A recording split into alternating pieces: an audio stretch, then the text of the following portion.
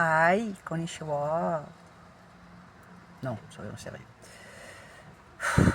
J'ai pris ma voiture, j'ai roulé. Je me suis retrouvé au bord de la mer. Pourquoi? Parce que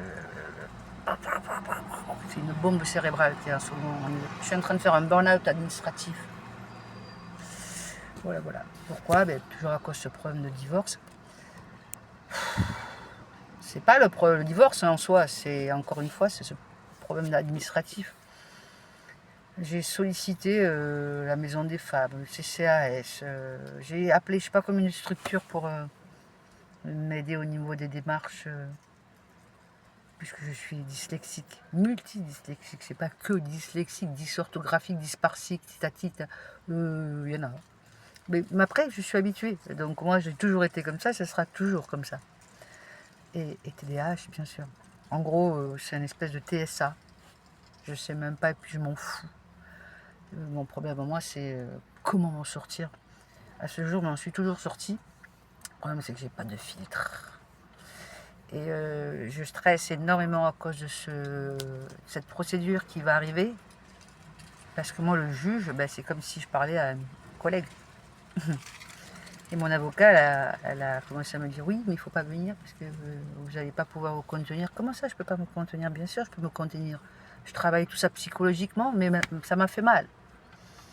J'ai l'impression qu'on me prend pour une tarée, quoi, alors que pas du tout. Je veux juste expliquer les choses. Donc, je suis en train de préparer la procédure. Mais ce que je veux dire, c'est comment ça se fait qu'il n'y a pas de structure. Oui, j'ai trouvé des structures pour accompagner les personnes en RQTH, en MDPH, dyslexique. C'est souvent pour les enfants. Ça, je l'ai fait pendant 20 ans avec mes enfants, mes propres enfants qui ont fait des études supérieures. Hein.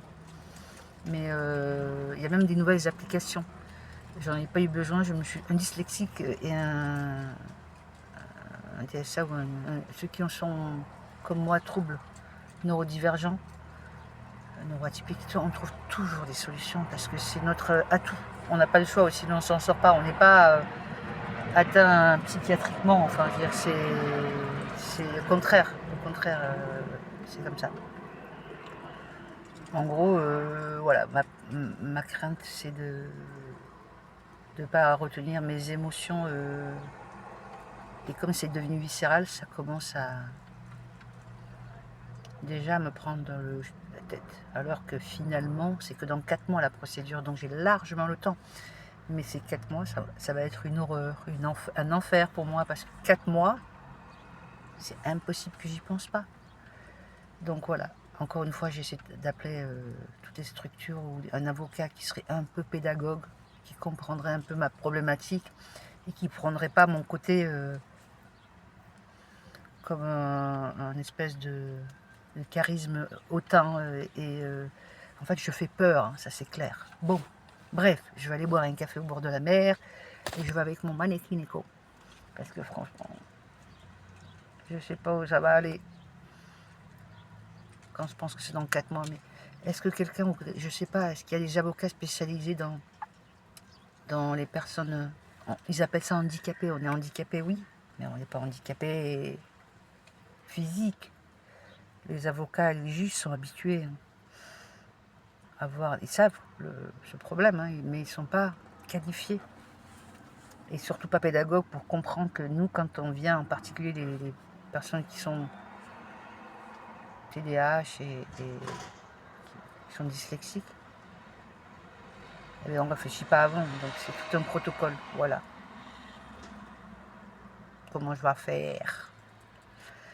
Bon, je vais quand même continuer mes recherches, mais en attendant, je crois que ça c'est le seul côté que j'ai. Je suis... en fait, je me suffis à moi-même, donc j'ai besoin de personne, entre guillemets, pour me canaliser. Je vais aller faire mon sport, ma respiration, ma natation, et ça va me calmer. Je vais voir, j'espère que je vais trouver quelqu'un qui va pouvoir me guider au niveau administratif, et que l'avocat, parce que tout dépendra d'elle, parce que moi je serai capable de me défendre devant un juge, mais il faut un avocat. Si simplement le juge pouvait écouter mes dires enfin bref, attention, je parle beaucoup. Je ne sais pas comment je vais faire, je suis un peu pas stressée, je suis épuisée psychologiquement. Je fais déjà un burn-out. Bon,